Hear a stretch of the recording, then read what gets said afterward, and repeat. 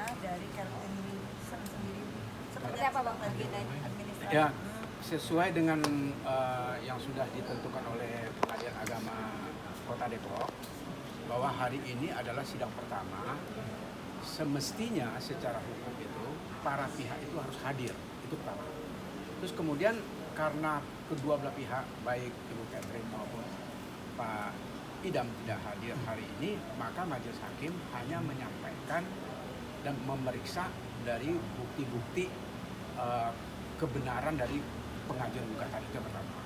Terus kemudian pengecekan berkas dokumentasi daripada lawyer itu apakah sudah memenuhi syarat atau belum dalam hukum beracaranya.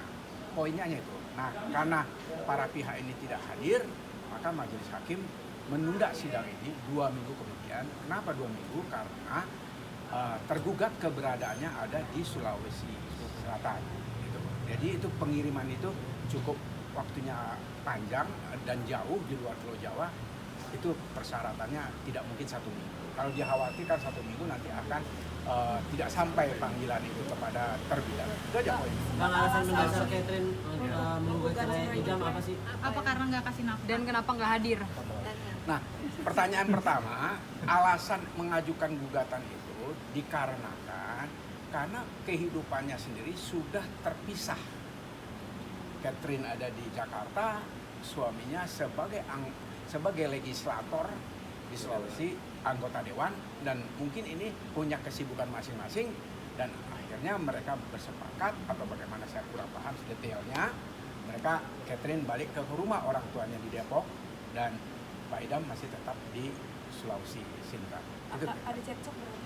Kalau namanya percekcokan dalam rumah tangga, tentunya ini kan jelas dengan tidak satu rumah dan sudah pisah, ranjang pisah rumah dan tidak tinggal dalam satu atap, itu sudah dipastikan bahwa mereka sudah tidak ada keharmonisan sebagaimana yang diatur dan ada kesesuaian dengan Undang-Undang Nomor 1 Tahun 74. Rumah tangga itu berdasarkan ketuhanan yang Maha Esa, harmonis dalam membina rumah tangga. Untuk pisahnya sendiri sudah Kalau pisahnya sendiri sudah lebih kurang hampir setahun lebih kurang. Berarti dari awal pernikahan emang Awal udah pernikahan kan pisah bersetahun, ya? Bang. Kan udah- Tidak, kalau pernikahannya kan memang 1 tahun. Ini perkiraan yang disampaikan ke saya itu kurang lebih, atau itu memang pertama Catherine ini kan lebih banyak tinggal di Jakarta dibanding tinggal di Sulawesi sana gitu. Bang, tapi ada yang menyebut katanya tidak ada pemberian nafkah dari Pak Idam sendiri, itu gimana sih jadi salah satu alasannya? Apa benar? Ya, dalam kalau gugatannya? kembali kepada seorang suami yang tidak memberikan nafkah kepada istrinya, karena ini masih keterikatan status suami istri, sebetulnya satu kewajiban dari suami memberikan nafkah kepada istrinya itu jelas diatur dalam ketentuan hukum perkawinan kan, dalam undang-undang perkawinan. Ada kewajiban suami dan ada hak istri. Nah, ini kalau saya katakan apakah memberikan nafkah atau tidak, ini masih kerahasiaan dalam materi daripada substansi perkara. Nah, kalau saya bocorkan ini, artinya saya sebagai profesi sebagai lawyer terlalu membuka peristiwa hukum antara mereka berdua. Jadi saya katakan kalau kok pertanyaannya apakah memberikan nafkah, ya kalau memberikan nafkah itu mungkin tetap memberikan nafkah, mungkin nilainya sedikit berkurang. Itu informasi dari klien saya.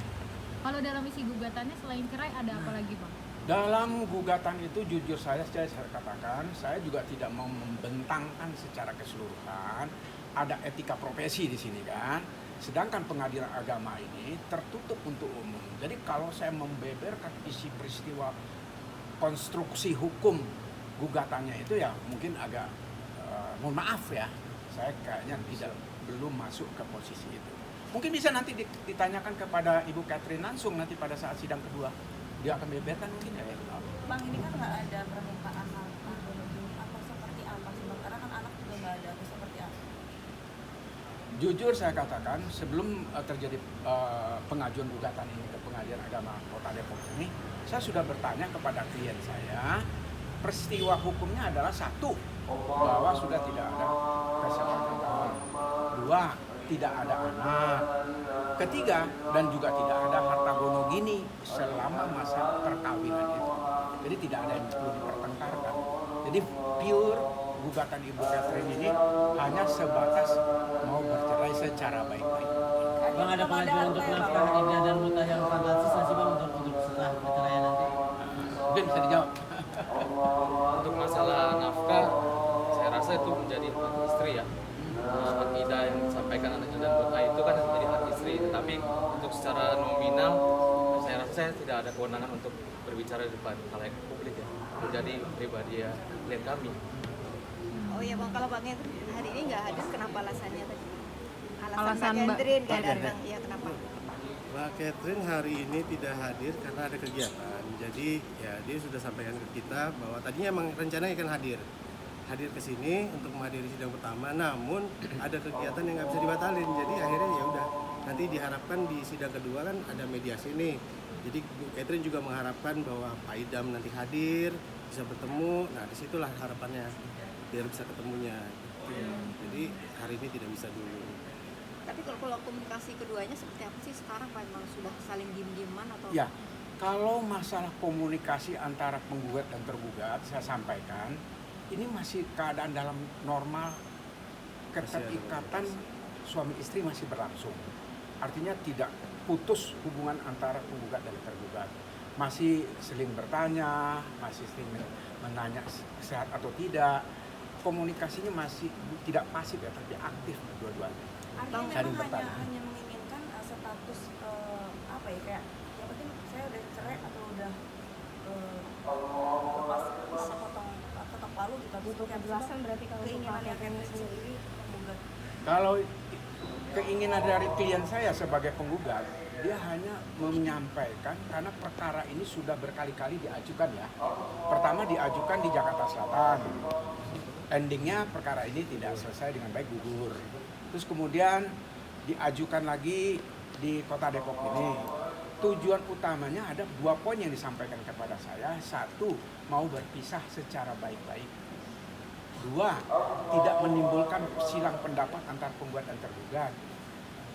Ketiga, bahwa rumah tangga ini sudah keadaannya tidak mungkin dipertahankan menurut Ibu Catherine sebagai penggugat karena sudah terpisah rumah, terpisah pulau ya, apa Terpaut jarak. terpaut jarak juga. Nah ini dia bersikap ya sudahlah kita bercerai aja secara baik-baik. Artinya memenuhi standar dari hukum agama maupun hukum negara yang dicari oleh Ibu Catherine. Berarti mungkin salah satu alasannya karena mereka LDR jadinya mengajukan cerai atau gimana? Bang, awalnya kan mereka memang sepakat untuk LDR kan. Kita kan pertama nikah itu dia sepakat kayak begitu, dan mereka juga saling berbagi pindah dari Jakarta ke Sulawesi ganti-gantian gitu, kayaknya harmonis. Tapi dari ini siapa yang lebih egois untuk kemudian keduanya akhirnya bersatu? Kalau untuk masalah tempat tinggal, saya rasa sudah kesepakatan bersama ya. Tapi kan ini karena ada pekerjaan masing-masing di wilayah masing-masing. Jadi Ibu Catherine ini klien kami ada pekerjaan di Depok atau di Jakarta, jadi lebih memilih tinggal di Depok. Dan Pak Idam ini kan ada kepentingan dia berpekerjaan di Sulawesi Selatan. Jadi itu sih poinnya. Masuk gugatannya kenapa?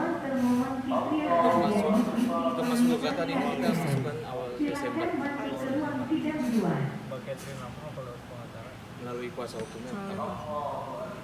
Oke. Oke. Oke. sidang selanjutnya kapan, tanggal berapa? Kenapa? Untuk yang kelanjutannya. Sidang selanjutnya Sidang selanjutnya itu sudah ditetapkan oleh Majelis Hakim tanggal 24 Januari dan atas perintah Majelis Hakim wajib Ibu Catherine ini hadir.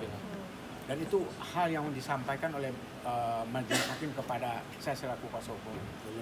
Dan juga untuk tergugat Pak Idam Masih itu akan dipanggil langsung oleh Pengadilan Agama Depok ke Sindrap, Sulawesi Selatan. Oke. Nama satu-satu. Boleh Bang, Nama lengkap, nama lengkap. Ntar catetin aja.